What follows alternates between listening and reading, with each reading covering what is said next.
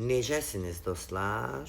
Meyxanaçı müğənni Samirə Yusif qızı Palatka mövzusunda Vəfa Şərifovaya irad bildirib və bu irad qalmaqala səbəb olub.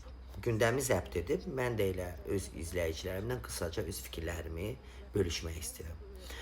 Dəyərli və çox hörmət bəslədiyim Samirə xanım.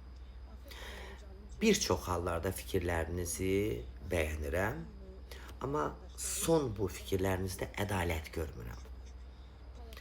İnsan nə qədər doğru danışsa da, əgər orada ədalət yoxdursa, nəyə yarar o düz söz?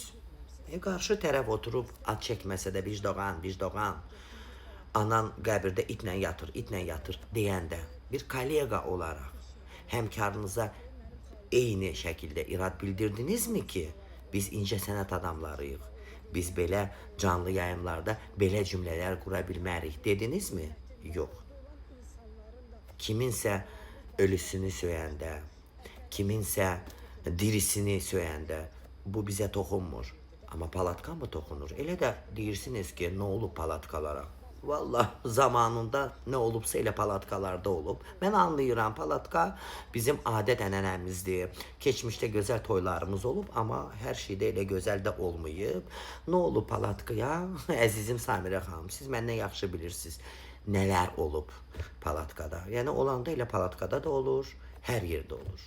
Elə o palatkalarda nə manuslar gördük, qarmon çalanlar, sinsizator çalanlar, ifaçı ilə fingilləşmələr, müğənninin də əri gəlib görüb ürəyi partlamalar, bunları biz görmüşük.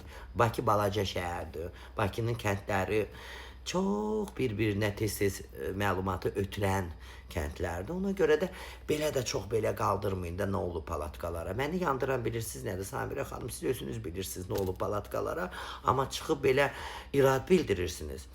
Əgər bir məsələdə susursunuzsa, digər məsələdə fikir bildirirsinizsə, burada bir ədalət ola bilməz.